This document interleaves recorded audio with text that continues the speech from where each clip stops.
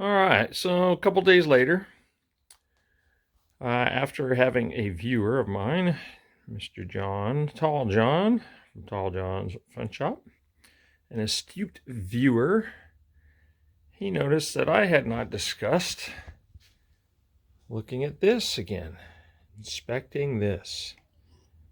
And you know why? Because I forgot to put it in the dang machine. That's why. Most likely, that's why it's not shifting.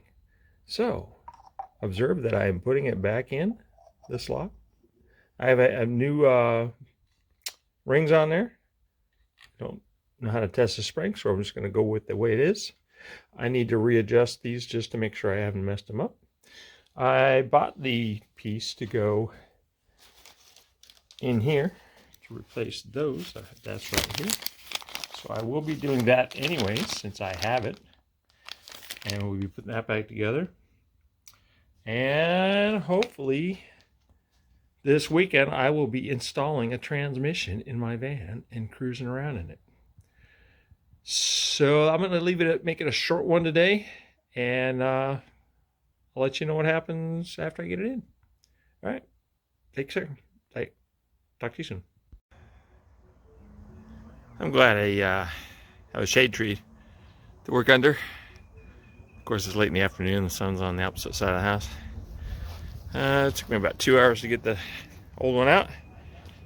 727, so much shorter than the 518.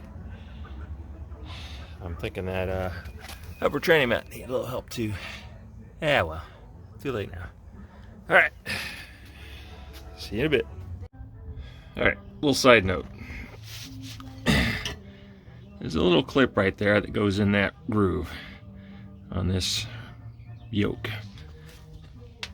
There is nothing that holds that in there except for that clip. If you don't have the clip, guess what happens? It flings out and you end up losing the damn thing. And ask me how I know. I found out the hard way. It's around here somewhere. I don't know.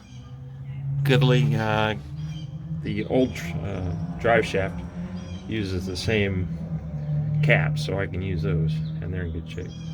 Anyways, just a little side note. Take care. I'm not liking this noise. I don't care how many days hot. Humming kind of sound.